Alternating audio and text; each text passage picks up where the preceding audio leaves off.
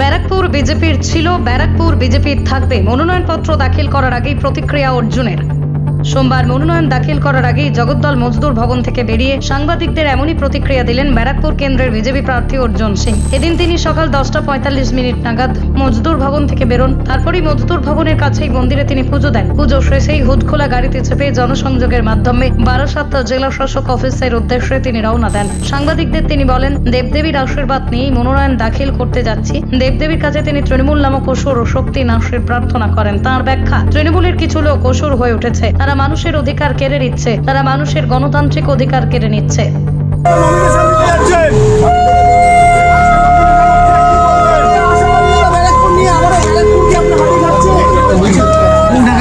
ব্যারাকপুর ভারতীয় জনতা পার্টি ছিল, ব্যারাকপুর ভারতীয় জনতা পার্টি থাকবে।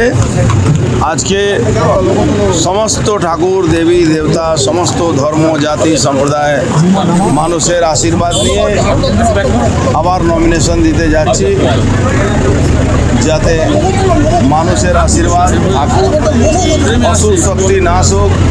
ব্যারাকপুর থেকে অসুরদের বিদায় করা দরকার আছে। এই অসুর শক্তিকে নাশ করার জন্যে ঠাকুরের কাছে আশীর্বাদ দিয়ে। বাংলায় অসুর মানে কি? বাংলা অসুর হলো সরকারি পার্টি।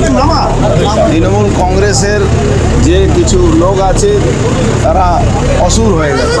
তারা মানুষকে মানুষ বুঝে না, মানুষের অধিকার কেড়ে নিচ্ছে, মানুষের বাড়ি কেড়ে নিচ্ছে, মানুষের ঘর বাড়ি কেড়ে নিচ্ছে, মানুষের সমস্ত রকম গণতান্ত্রিক অধিকার কেড়ে নিচ্ছে। আজকে বর্তমান যুগে তাকেই অসুর আমরা বলি, তারাই অসুর আছে। কত ভোটে জিতবে? আমি তো আগেও বলেছি লক্ষাধিক বেশি ভোটে জিতবো, লক্ষাধিক বেশি ভোটে জিতবো। উত্তর 24 পরগনা থেকে শান্তনু বিশ্বাসের রিপোর্ট, বিশ্ব টাইমস। ফিরবে হুঁশ, জাগবে মানুষ।